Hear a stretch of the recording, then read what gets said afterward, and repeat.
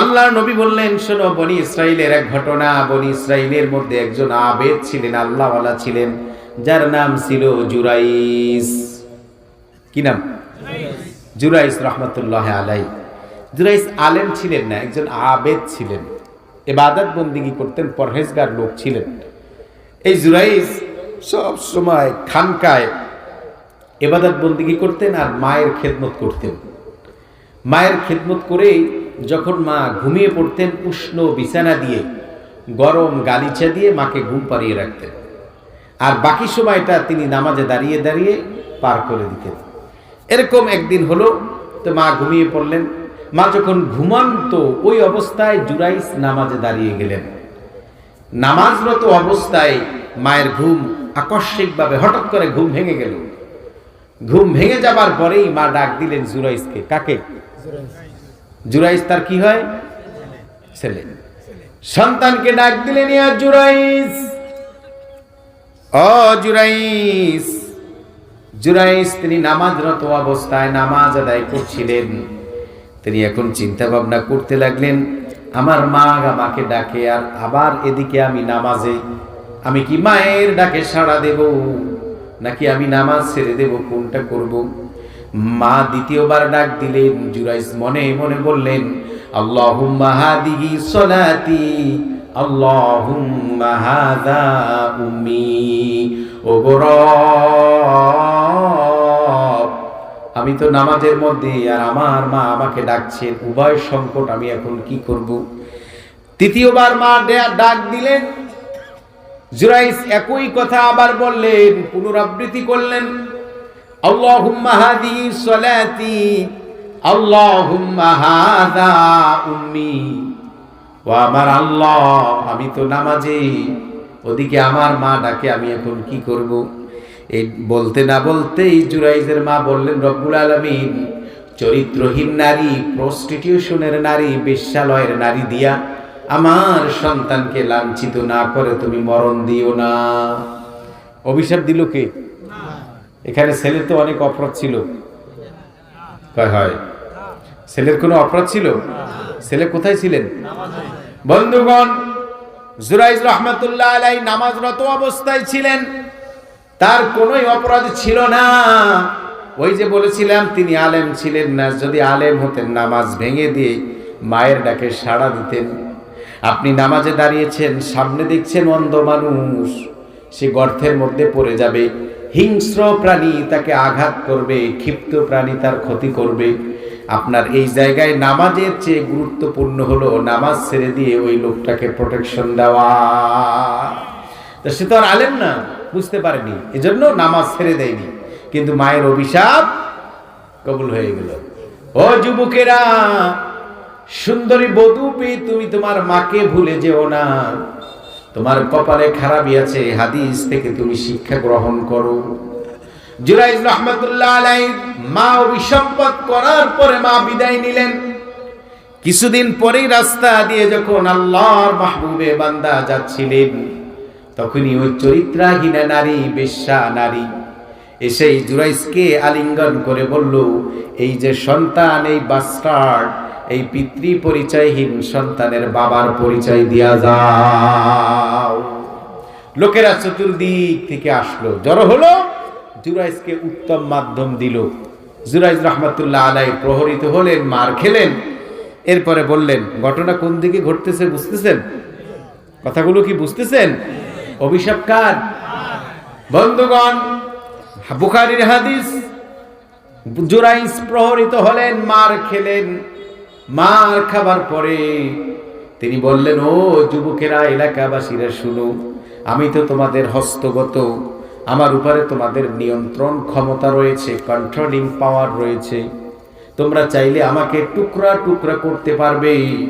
আমি তোমাদেরকে একটা কথা বলি, এই যে যার সন্তান, এই সন্তানের জবান থেকে আমি বের করাবো কার অবৈধ নাপাক পানিতে ওর জন্ম হয়েছে। এই কথা যখন বললো, কিছু মাতুব্বর টাইপের লোক থাকে না, নেতা টাইপের, পাতি নেতা, অরিজিনাল নেতা, এলাকার নেতা, বড় ভাই, এরকম থাকে তো কিছু। ওর থেকে একজন যুবক বলল, এই শোন, এই বেটা মোল্লা তো আমাদের নিয়ন্ত্রণেই আছে, ওর উপর আমাদের নিয়ন্ত্রণ ক্ষমতা রয়েছে। আমরা ওকে 12টা বাজিয়ে দেব যদি এই সন্তানের জবান থেকে কথা বের করতে না পারে। জুরাইজ বললেন, আমাকে একটু পানি দাও এক জগ, আমি উজু বানিয়ে আল্লাহর সাথে আমি নেটওয়ার্ক সংযোগ দেব। তো বন্ধুগণ, জুরাইজ রহমাতুল্লাহ আলাইহি তিনি নামাজ আদায় করলেন। উজু করে যখন নামাজে দাঁড়ালেন, সেজদায় চলে গেলেন। সেজদাকে গিয়ে ডাক দিলেন, আল্লাহ।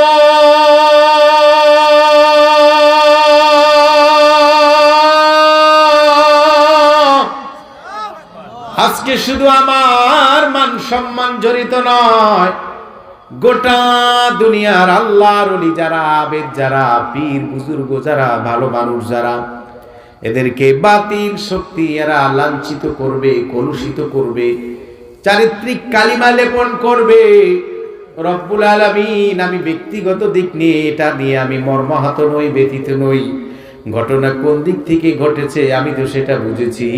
ওগো আল্লাহ, তোমার কাছে আমার অনুনয় বিনয়, আমার আবেদন নিবেদন, আমার দাবি, তুমি এই জারজ সন্তানের জবান থেকে বলাই দাও কার নাপাক অবৈধ পানিতে ও ভূমিষ্ঠ হয়েছে।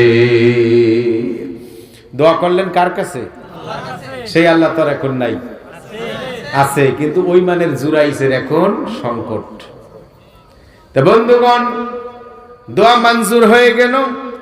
ঠিক ওই দুগ্ধ পোষ্য জারজ সন্তান ওর কাছে যখন আসলো, আসার পরে বলল, বলে দে।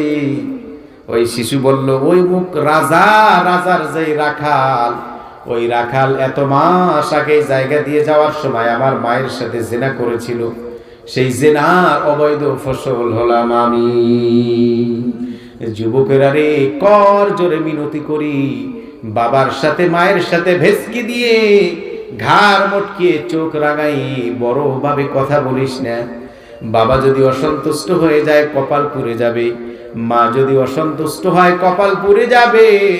জুরাইসের কোনো অপরাধ ছিল না, ছিল কোথায়? ছিল কোথায়? এই অবস্থায় অভিসম্পাত করলেন কে? মা।